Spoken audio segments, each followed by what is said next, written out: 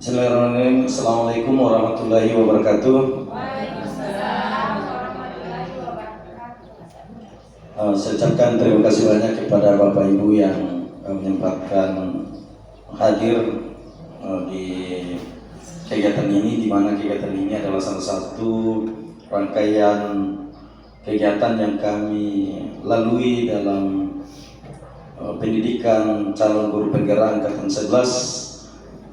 Kali ini kami akan berdesiminasi mengenai penerapan dan pengalaman tentang budaya positif yang akan dikembangkan di sekolah.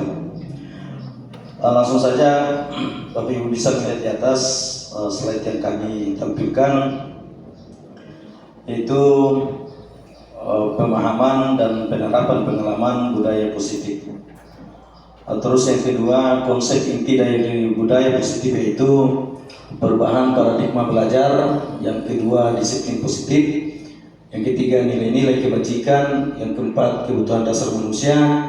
Yang kelima, perilaku manusia. Dan keenam, posisi kontrol guru. Ketujuh, keyakinan kelas. Dan yang kedelapan, segitiga restitusi.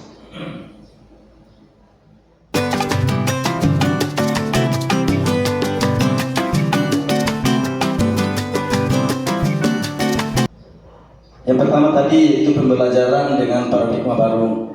Bahwa pembelajaran dengan paradigma baru merupakan pembelajaran yang dirancang berdasarkan prinsip pembelajaran berdiferensiasi, sehingga para peserta didik belajar sesuai kebutuhan berdasarkan tahap perkembangan sesuai dengan teori psikologi modern yang mewujudkan profil pelajar Pancasila. Pembelajaran yang diutamakan di sini yaitu di mana guru mampu merubah paradigma pembelajaran lama menjadi paradigma baru, yaitu pembelajaran yang berdiferensiasi, atau yang kita kenal bahwa pembelajaran yang dihasilkan adalah pembelajaran yang berfokus pada peserta didik sesuai dengan apa yang menjadi harapan, apa yang menjadi kebutuhan, dan apa yang menjadi keinginan oleh peserta didik.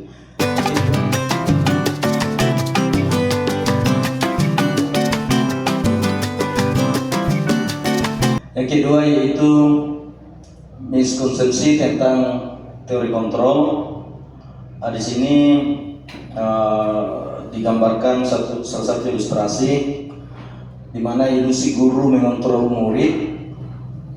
Kemudian gambar ilustrasi juga diartikan bahwa ilusi bahwa semua penguatan positif, efektif, dan bermanfaat. Yang berikut, ilusi bahwa kritik dan membuat rasa bersalah mampu menguatkan karakter. Yang keempat adalah ilusi bahwa orang dewasa berhak memaksa. Yang pertama di sini miskonsepsinya tentang teori kontrol guru selama ini yang dilakukan, yaitu guru mengontrol murid. Sekarang di pembelajaran berdiferensiasi bahwa sebelum memulai pembelajaran maka guru harus menentukan dulu apa yang menjadi kesepakatan kelas yang akan kita patuhi di dalam masing-masing kelas. Tidak sama dengan pembelajaran yang dulu bahwa ada aturan baku yang sudah ditentukan oleh sekolah yang menjadi aturan di dalam kelas. Di sini masing-masing kelas akan membuat sendiri bagaimana kesepakatan sehingga menghasilkan nanti keyakinan kelas yang harus dipatuhi bersama. Yang kedua, ilusi bahwa semua penguatan positif, efektif, dan bermanfaat. Jadi bahasa yang kita gunakan mulai dari segi bahasa yang kita gunakan di dalam pembelajaran itu mengeluarkan bahasa-bahasa yang bermuatan positif, bermuatan positif. Salah satu contoh kalimat penggunaan kata yang kita bisa gunakan dalam berkomunikasi dengan siswa, contohnya dilarang membuang sampah. Ini bisa kita ubah menjadi kata-kata yang positif sehingga pemahaman dari peserta didik ini bisa lebih diterapkan lagi. Contohnya dilarang membuang sampah ini Kalau kita rubah ke dalam bahasa positifnya, buanglah sampah pada tempatnya. Nah itu, jadi pemilihan kata tersebut kita kita rubah sekarang, di mana kita berprinsip tadi bahwa pembelajaran yang kita hadirkan, yang kita ciptakan itu adalah pembelajaran yang berdiferensiasi.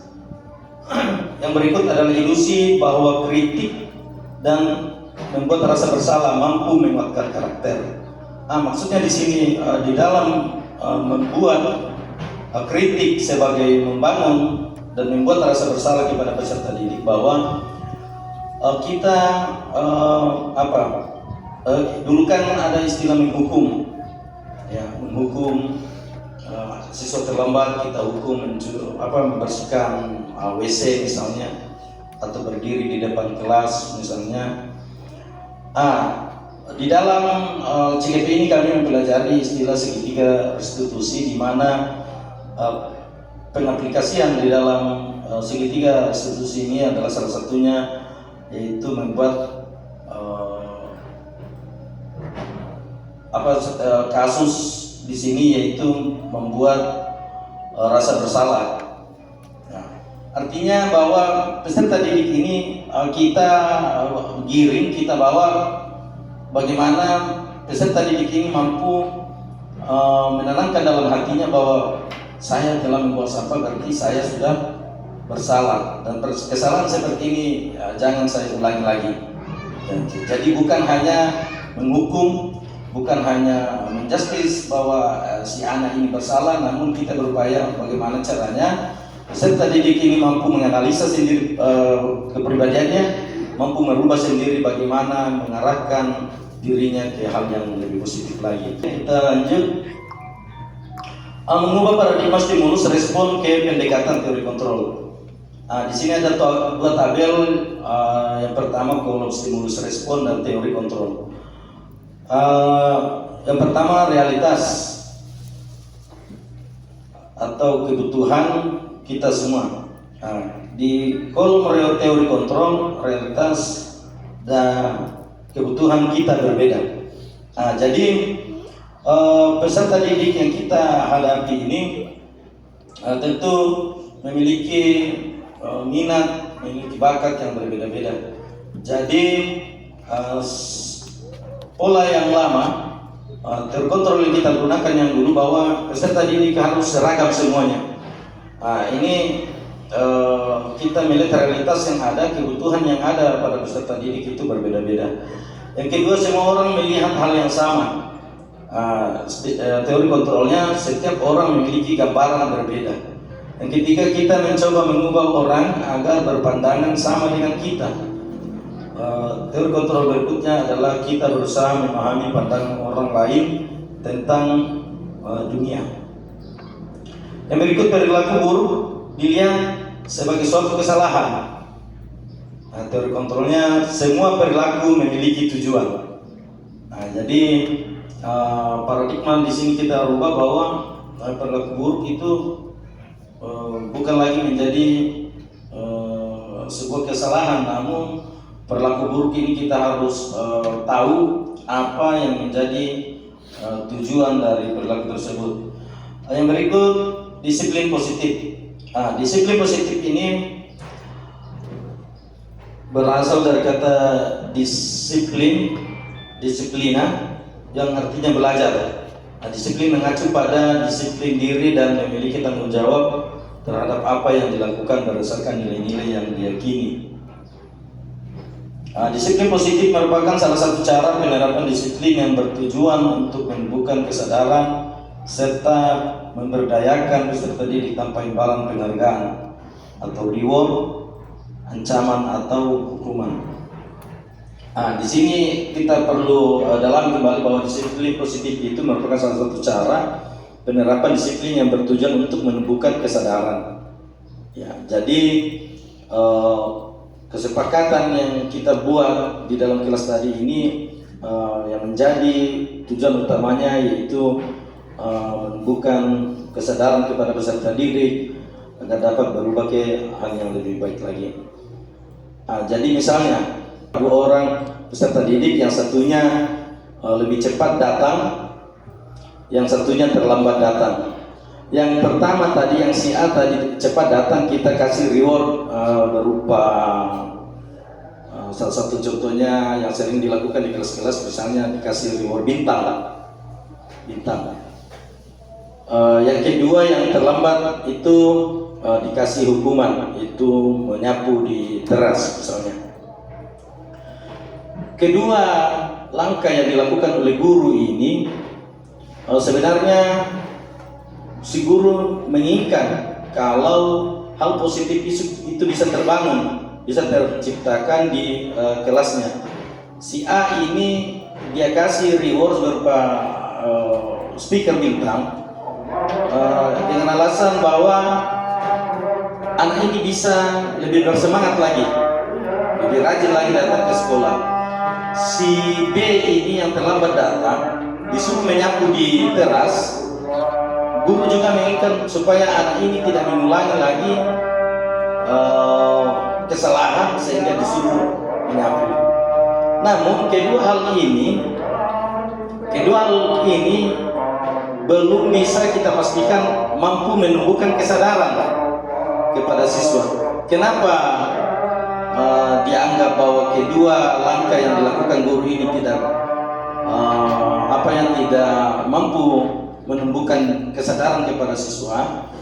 Karena misalnya gurunya tidak ada di tempat, lantas digantikan guru lain.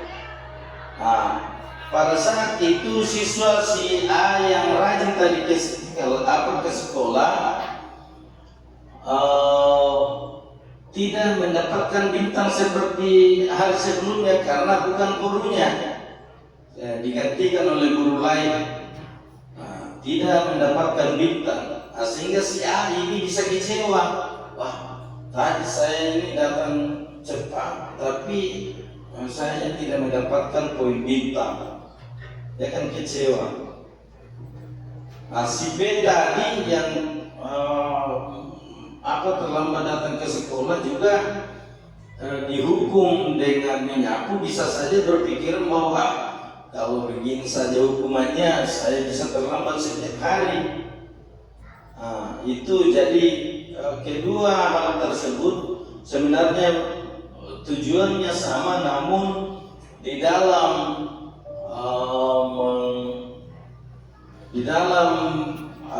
keinginan si guru untuk merubah sikap dari peserta didik ini belum bisa menumbuhkan kesadaran. Yang diinginkan di sini adalah terciptanya kebudayaan, sikap yang terbiasa, sikap yang bisa membuat peserta didik ini menjadi sadar untuk dapat merubah perilakunya. Ya, apalagi misalnya di sini tadi masalah kedatangan lebih awal datang ke sekolah. Salah satunya cara yaitu ini tadi menghidupkan disiplin positif lewat penerapan segitiga restitusi. Oke, yang selanjutnya nilai-nilai kebajikan. Nilai yang disepakati bersama lepas dari suku, bangsa, agama, bahasa maupun latar belakangnya. Yang dikembangkan di sini adalah profil pelajar Pancasila, yaitu beriman dan takwa kepada Tuhan Yang Maha Esa, berakhlak mulia, berkebinekaan global, gotong royong, mandiri, kreatif, dan bernalar kritis. Dan yang berikut, keterampilan hidup atau life skill, dapat dipercaya pendengar yang baik, tidak merendahkan orang lain, dan memberikan terbaik dari diri. Oke, kebutuhan dasar manusia. Kebutuhan dasar manusia adalah segala sesuatu yang kita lakukan untuk mendapatkan apa yang kita inginkan. Seluruh tindakan yang kita lakukan adalah dalam rangka agar kebutuhan dasar kita terpenuhi dengan baik. Ya, ada beberapa kebutuhan dasar manusia. Ya, contohnya satu, Ibu Mardiana. Bertahan hidup. Ya, ini bertahan hidup yaitu makanan, pakaian, sandang pokok, tempat tinggal, keamanan kesehatan. Yang kedua, ya, kasih sayang dan ya, rasa diterima. Jadi setiap manusia menginginkan adanya rasa kasih sayang dan rasa ingin diterima, baik itu di lingkungan tempat tinggal, di lingkungan sekolah maupun di tempat di mana kita berada. Yang ketiga yaitu penguasaan harga diri, keinginan untuk dianggap, memimpin, berprestasi, diakui dan didengar. Itu penguasaan. Jadi kebutuhan yang ketiga ini yaitu penguasaan, pengakuan juga ya, bisa kita kelompokkan di sini. Yang keempat, kebebasan, yaitu mandiri, memiliki pilihan, mencoba hal baru, mampu mengendalikan arah dirinya. Merdeka ya, di sini yaitu bebas merdeka, namun bukan bebas kebebasan. Yang kelima, kesenangan, yaitu bermain, humor, antusias dan tertawa. Kita memahami bahwa 5 kebutuhan dasar manusia yaitu bertahan hidup. Manusia butuh kasih sayang dan rasa diterima. Yang ketiga, penguasaan. Yang keempat, kebebasan dan kesenangan. Yang berikutnya, motivasi perilaku manusia. Motivasi perilaku manusia dibagi menjadi 2, yaitu motivasi intrinsik dan motivasi ekstrinsik.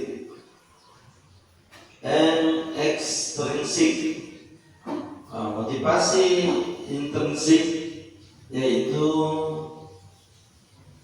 untuk menjadi orang yang mereka inginkan dan menghargai diri sendiri dengan nilai-nilai yang mereka percaya.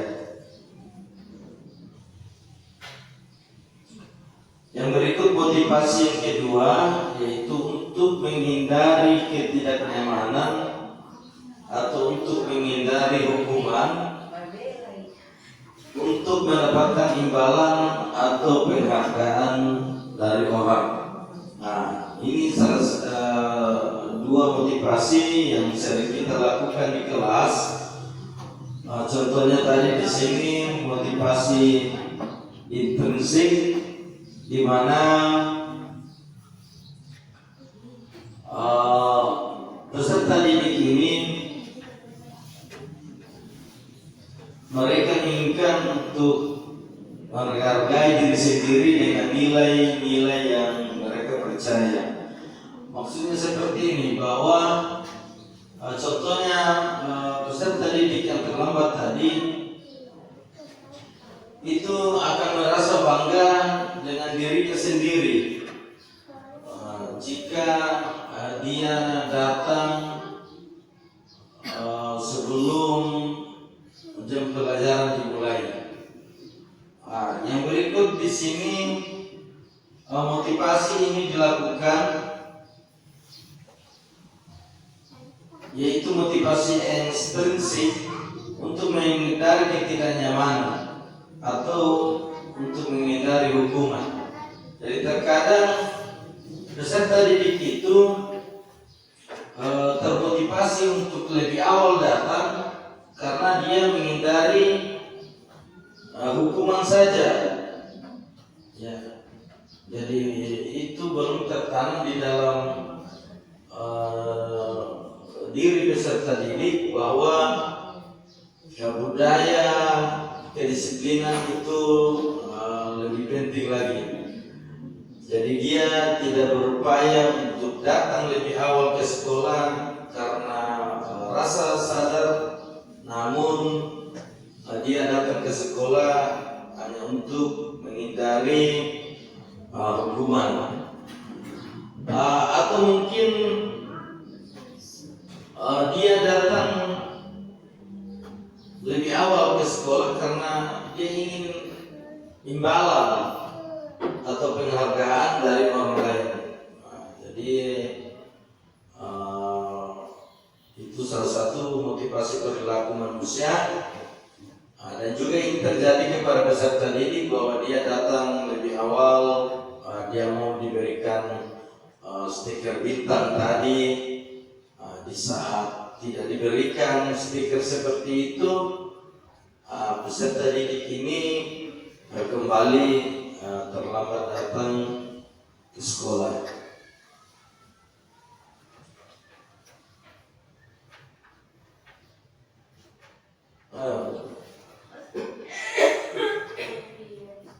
Contoh salah satu kasus, demo sama salah satu kasusnya. Oke, 1, 2, 3. Ya, Bapak Ibu, silakan mengamati video di atas. Nantinya Bapak Ibu akan mampu untuk merumuskan apa yang menjadi tindakan mengatasi kasus yang ada pada video. Silakan Bapak Ibu diperhatikan videonya.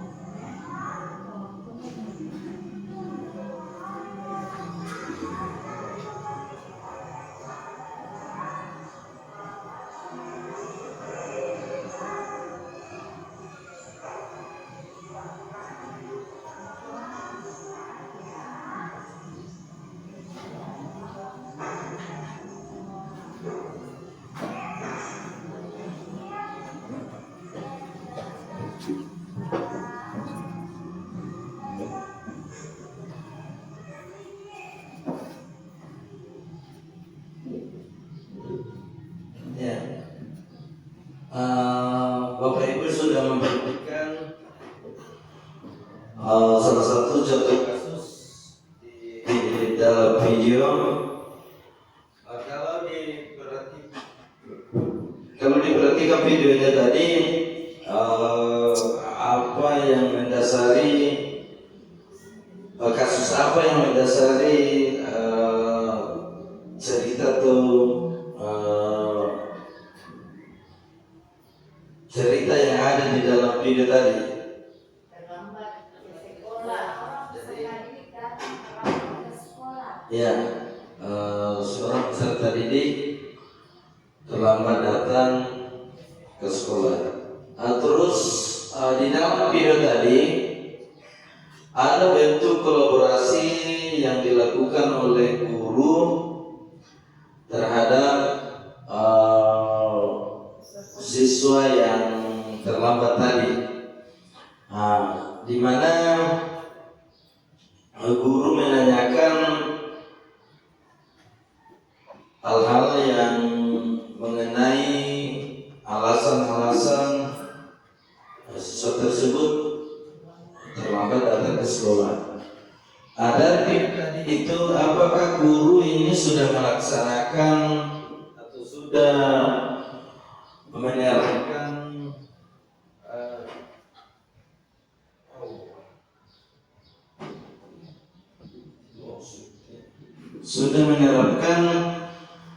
segitiga restitusi? Ya, sudah Bu, Bujum, sudah. Apa buktinya Bujum?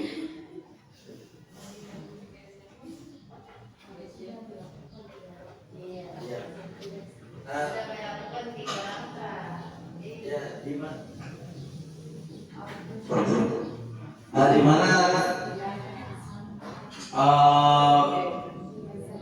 tindakan yang dilakukan dalam segitiga restitusi adalah yang pertama yaitu menstabilkan identitas, yang kedua memvalidasi tindakan yang salah, yang ketiga yaitu menanyakan keyakinan yang sudah dibuat. Jadi dalam kolaborasi tadi,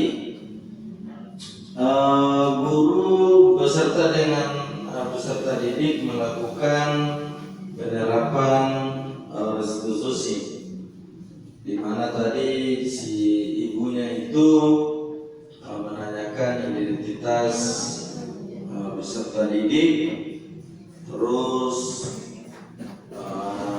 dia juga menanyakan menstabilkan, dan yang ketiga tadi yaitu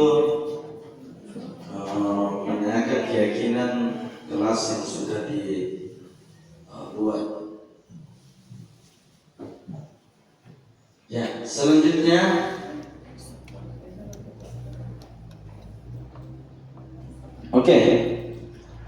kita melangkah ke slide berikutnya. Di sini ada hukuman, konsekuensi, dan restitusi. Hukuman: tidak terencana, tiba-tiba, murid tidak tahu apa yang akan terjadi, tidak dilibatkan, bersifat satu arah, berupa hukuman fisik ataupun psikis. Itu ciri-ciri dari pemberian hukuman. Itu tidak terencana. Misalnya terlambat datang ke sekolah, kamu si A terlambat datang ke sekolah, bersihkan WC. Itu. Jadi tidak, artinya sifatnya tiba-tiba. Kamu tidak lengkap berpakaian, kamu berdiri di depan kelas. Sifatnya hukuman. Konsekuensi sifatnya terencana, disepakati sesuai dengan peraturan, murid tetap dibuat tidak nyaman. Sikap guru selalu monitor murid. Maksudnya di sini bahwa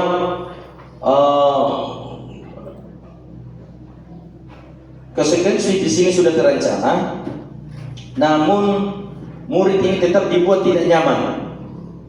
Contohnya sebelum ada kesepakatan, pada saat kita menyusun kesepakatan bahwa siapa yang terlambat nanti akan membersihkan WC.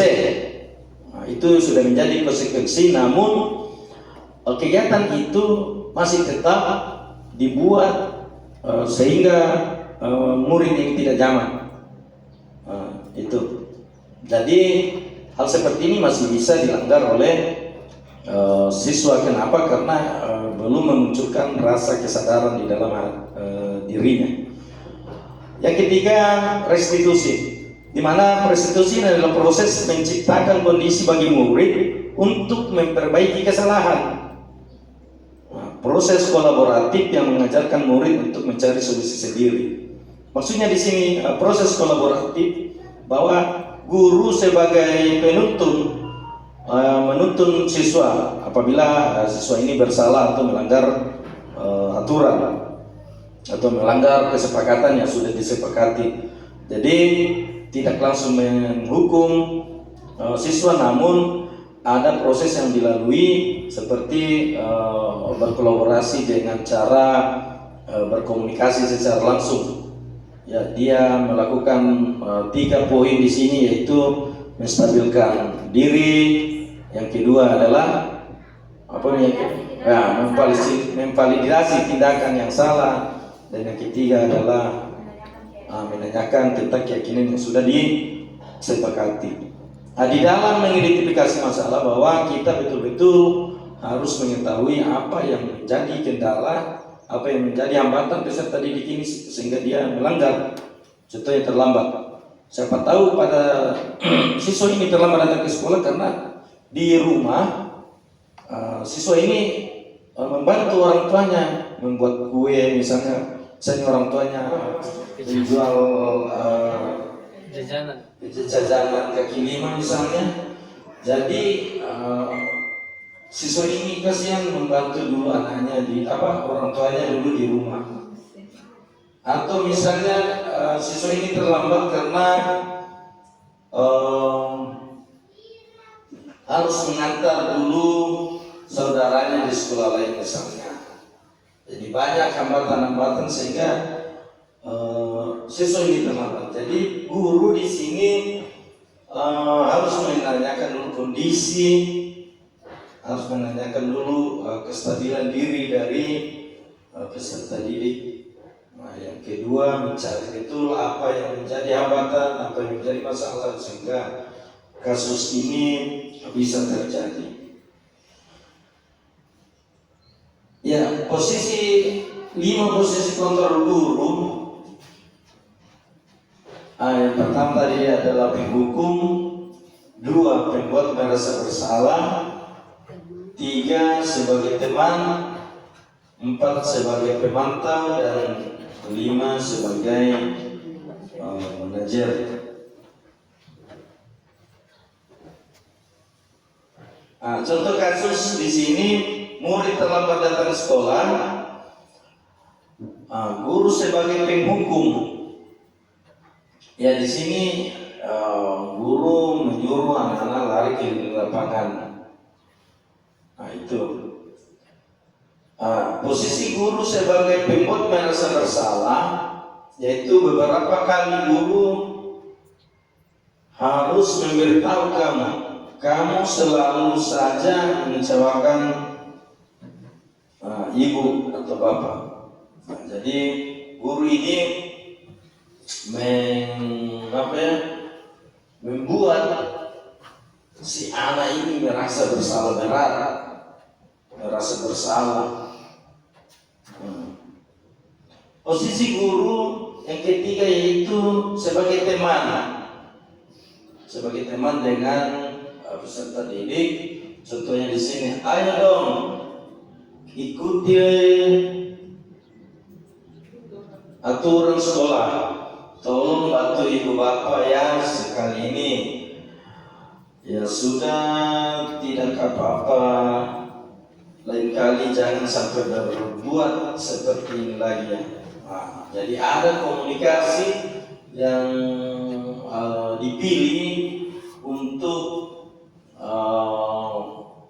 menstabilkan atau untuk berkomunikasi dengan peserta didik yang telah melakukan pelanggaran. Yang keempat, guru sebagai pemantau. Nah, di sini kamu sudah melanggar peraturan sekolah, kamu tahu konsekuensinya. Nah, itu kalau posisi guru sebagai pemantau. Nah, setelah ini kamu datang tepat waktu ya, jangan terlambat lagi. Nah, itu jika posisi guru sebagai pemantau. Yang berikut, yang kelima adalah posisi guru sebagai manajer. Nah, salah satunya di sini, apakah kamu tahu kesalahanmu? Nah, atau yang kedua, kira-kira bagaimana kamu memperbaiki kesalahanmu? Nah, tentu dari 5 posisi guru ini di dalam menghadapi kasus, tentu kita terkadang berada di salah satu posisi ini. Ya, kita terkadang dalam salah satu posisi kontrol guru, baik itu sebagai penghukum, pembuat merasa bersalah, sebagai teman, pemantau dan manajer. Namun muncul beberapa pertanyaan bahwa misalnya kalau kita hadir sebagai posisi kontrol guru, sebagai teman, terkadang peserta didik ini tidak menghiraukan, ya, tidak menghiraukan apa yang kita sudah sampaikan kepada dia. Mungkin anaknya malah merasa bahwa saya ini dimanja, saya ini disayangi oleh guru. Makanya dari hal itu kita bisa memilih mana langkah yang kita gunakan sehingga peserta didik ini lagi mampu memposisikan dirinya sebagai mampu memposisikan dirinya agar tidak melakukan kesalahan lagi. Karena intinya di sini adalah bagaimana membangun kesadaran peserta didik agar tidak mengulangi kesalahan yang sama. Nah, di sini kita mendapatkan pertanyaan di sini. Oh ya, dari kelima posisi kontrol tadi, manakah di sini yang tepat? Nah, dengan posisi kelima posisi kontrol tadi, yang pertama, saya kecewa sekali dengan kamu. Nah, apa posisi kontrol yang tepat di sini? Apakah dia di penghukum, merasa bersalah, atau pemantau, teman atau manajer? Nah, yang pertama, saya kecewa sekali dengan kamu.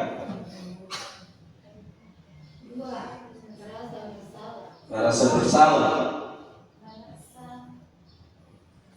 Ya, saya kecewa sekali dengan kamu. Apakah dia sebagai penghukum, membuat rasa bersalah? Apakah sebagai teman? Apakah sebagai manajer? Ataukah sebagai pemantau? Ya. Oke. Yang kedua, kamu tidak pernah benar melakukannya. Membuat rasa bersalah, ya, kira-kira ini. 3. Apa rencana untuk menyelesaikan masalah ini? Manajer. Ayolah, lakukan demi Bapak Ibu ya. Kamu tidak pernah mendapatkan nilai jika tidak mengerjakan tugas. Penghukum. Oke, kita lihat jawabannya. Oke, yang pertama, saya kecewa sekali dengan kamu. Membuat rasa bersalah. Artinya peserta didik ini dibuat merasa bersalah. Baik salah maksudnya kecewa. Ibu saya ini sangat kecewa. Oke, kamu tidak pernah benar melakukannya. Hukum. Apa rencanamu untuk menyelesaikan masalah ini? Ya, manajer tadi benar. Ayolah lakukan diri bapak ibunya sebagai teman. Dan yang kelima, kamu tidak pernah mendapatkan nilai jika tidak mengerjakan tugas sebagai pemantau.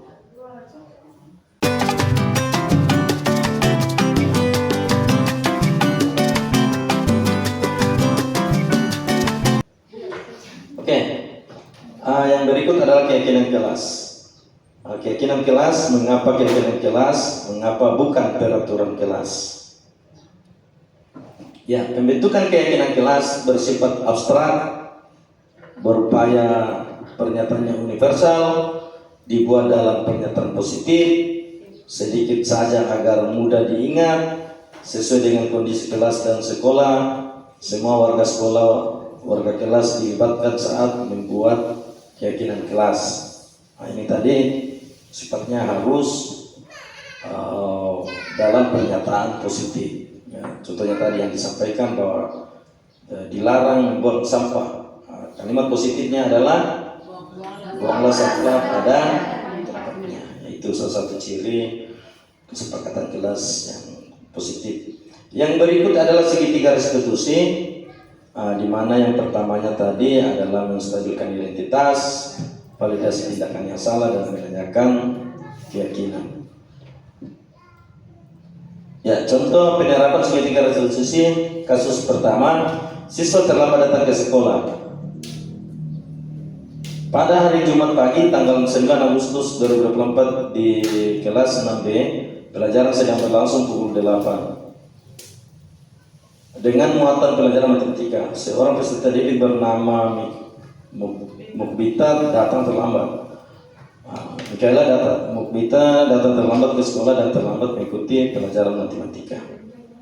Oh ya, ini penutup. Dalam penerapan program disiplin positif, hendaknya guru memiliki standar kepribadian, keprofesionalan, dan sosial yang baik, di mana guru mampu merefleksikan. Oke. Ya, yang pertama adalah menstabilkan identitas. Berdasarkan prinsip, membuat kesalahan adalah bagian dari proses pembelajaran. Nah, di sini yaitu berbuat salah itu wajar. Tidak ada manusia yang sempurna. Ibu atau bapak juga pernah melakukan kesalahan. Ibu atau bapak tidak mau mencari siapa yang salah, tapi ibu bapak ingin mencari solusi dari permasalahan ini. Kemudian kamu berhak merasa begitu. Ya, terima kasih. Itu salah satu langkah yang dilakukan dalam menstabilkan identitas. Jadi peserta didik dipanggil untuk berkomunikasi. Kita stabilkan dengan kalimat bahwa berbuat salah itu wajar. Misalnya dia terlambat ke sekolah atau mengganggu temannya dalam kelas, berbuat salah itu wajar. Tidak ada manusia yang sempurna. Dengan bahasa atau kalimat seperti ini, tentu anak ini tidak merasa gugup, tidak merasa takut dalam berbuat salah. Ibu juga, misalnya bapak juga pernah melakukan kesalahan. Tentu peserta didik yang kita ajak untuk berkomunikasi akan lebih tenang lagi, Ya. Oke, yang berikut. Validasi tindakan. Pada validasi tindakan ini, kamu pasti punya alasan mengapa kamu melakukan itu. Padahal kamu bisa melakukan hal yang lebih buruk daripada itu. Kami patut bangga karena telah melindungi sesuatu yang penting buatmu. Kamu melakukan karena mempertahankan sesuatu yang penting bagimu.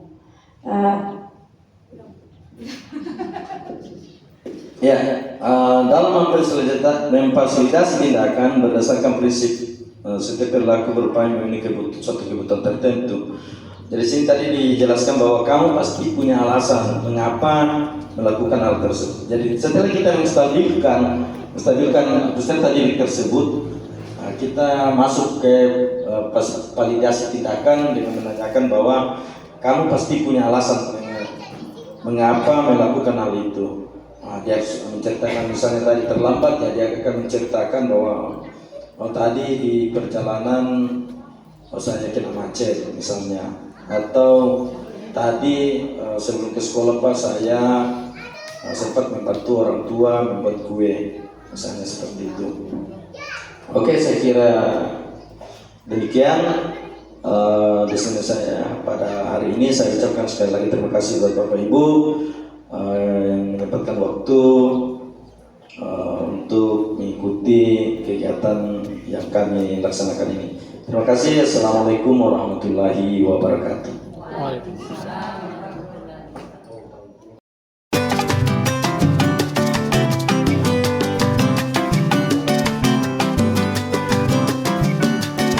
warahmatullahi wabarakatuh.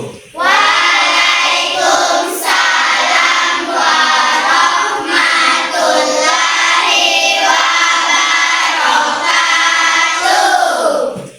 Apa kabarnya hari ini anak-anak? Alhamdulillah luar biasa, tetap semangat, Allahu Akbar.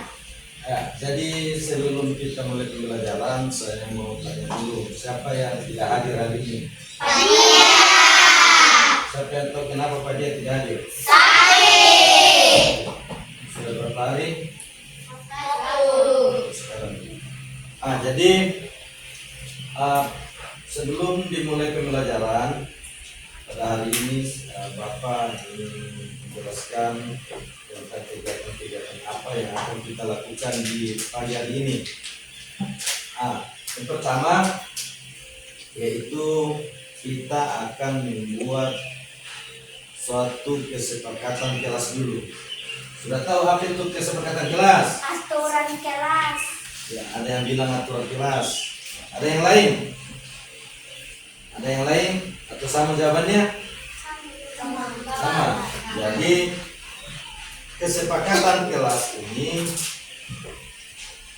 sama halnya dengan peraturan atau tata tertib yang ada di dalam kelas kita. Jadi sebentar anak-anak semua bisa dibayangkan, bisa dipikir-pikir apa yang ingin kalian inginkan sehingga kelas di dalam ini menjadi tertib. Kelas yang kita impikan itu nyaman, tidak ada ribut-ribut. Kelas yang kita impikan itu sekolah yang aman untuk kita semua. Kita senang, kita bahagia dalam belajar. Oke, sudah mengerti? Jadi Bapak membagikan statementnya ini, nanti masing-masing menuliskan apa yang akan kalian masukkan sebagai kesepakatan kelas. Jadi nanti hasilnya ini kesepakatan kelas kita akan tempel di depan untuk dibacakan, masing-masing nanti maju di depan untuk dibacakan, terus kita tuliskan apa saja yang akan menjadi kesepakatan. Hasilnya nanti itulah yang disebut dengan keyakinan kelas. Nanti ya, siapkan pulpennya. Saya berikan satu lembar satu orang dan isi di situ apa yang menjadi impiannya, apa yang menjadi keinginannya masing-masing tentang keyakinan kelas.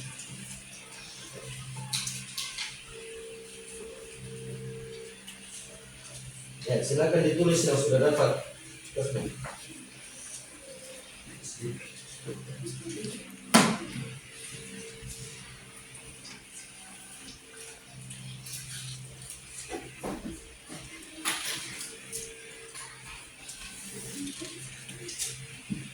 Ya, silakan ditulis di kertas notnya.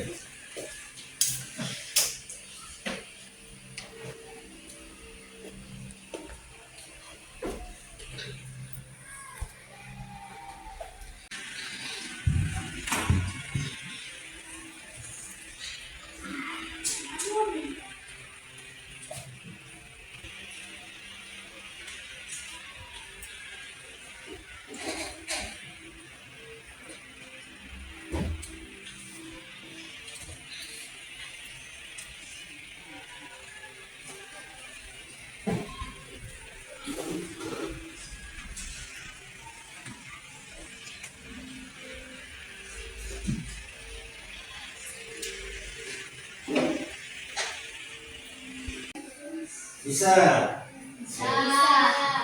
Bagaimana? Sudah selesai semua? Oke, kita mulai dari sebelah kiri dulu, naik tempelkan ke di atas papan tulis.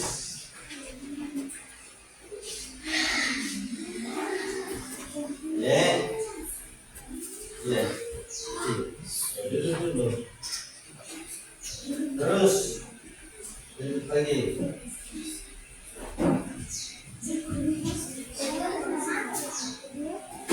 Dosa. Ya lanjut. Dosa.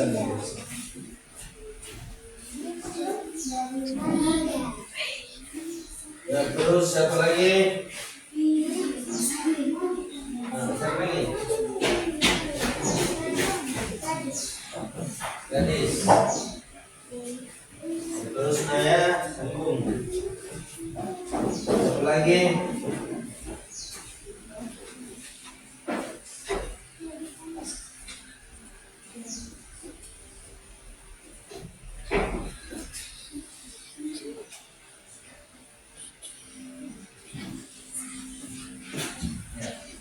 Terus tempel di sini.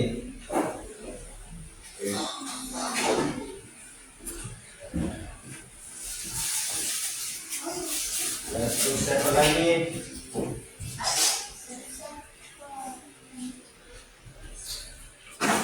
Oke, ya lanjut.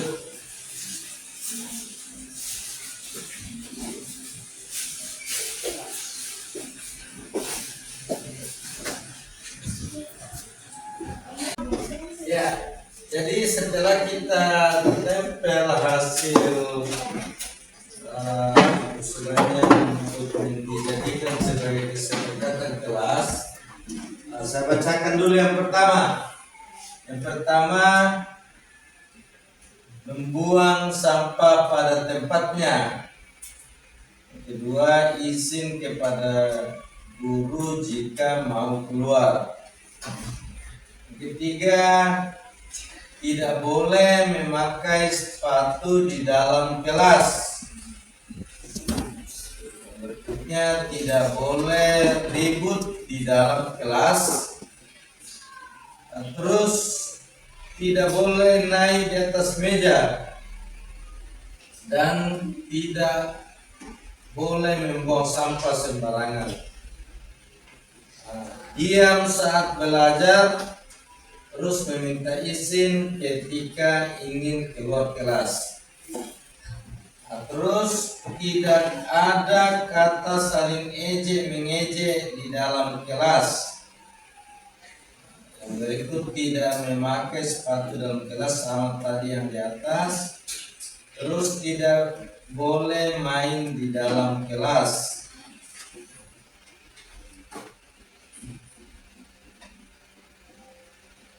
Terus tidak boleh memakai sepatu dalam kelas sama juga tidak boleh main di dalam kelas. Nah, jadi nanti kita akan susun ini. Kita satukan yang sama bunyi usulannya, kita satukan, terus nanti kita buatkan menjadi keyakinan kelas yang harus kita patuhi bersama-sama. Oke? Mengerti?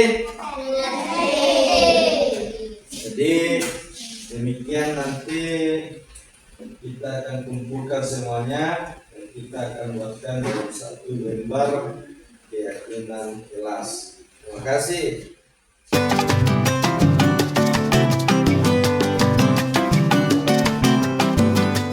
Assalamualaikum warahmatullahi wabarakatuh. Nama saya Ibu Lestari. Saya adalah salah satu guru di UPT SD 39 Cake. Saya juga rekan sejawat dari Bapak Rasman Rashid yang sedang mengikuti calon guru penggerak angkatan 11. Kemarin saya telah mengikuti sosialisasi budaya positif yang dibawakan oleh Bapak Rasman. Komunikasi yang digunakan sangat efektif, mudah dipahami dan sangat menarik. Ada beberapa pembelajaran yang saya dapatkan. Di antaranya pada bagian penghukuman, penghargaan, dan segitiga restitusi. Ternyata kita sebagai guru tidak boleh melakukan penghukuman. Namun kita harus menerapkan segitiga restitusi. Langkah kecil yang akan saya lakukan yaitu menerapkan segitiga restitusi di kelas yang saya ajarkan. Mungkin itu saja testimoni dari saya. Tetap semangat untuk Bapak Rasman. Sukses selalu dalam pelaksanaan calon guru penggerak angkatan 11. Semangat!